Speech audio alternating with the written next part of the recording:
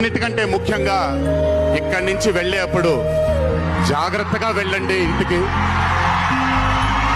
మీ తల్లిదండ్రులు, మీ భార్య పిల్లలు, మీ కుటుంబ సభ్యులు మీకోసం ఎదురు చూస్తూ ఉంటారు. ఎందుకంటే ఇక్కడ వచ్చినటువంటి ప్రతి అభిమాని, ఇక్కడికి రానటువంటి ప్రతి అభిమాని కూడా మాకు చాలా చాలా చాలా ముఖ్యం.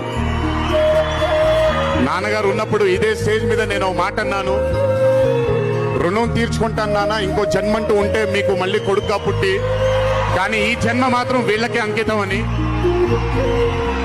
ఈ జన్మ ఈ జీవితం మీకే అంకితం, మీ ప్రేమానురాగాల కోసమే అంకితం.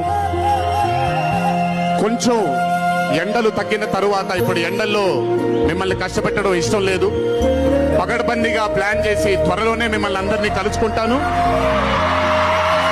చాలా కాలమైంది, త్వరలోనే కలుసుకుందాం. కానీ కొంచెం ఓర్పు సహనంతో ఉండండి.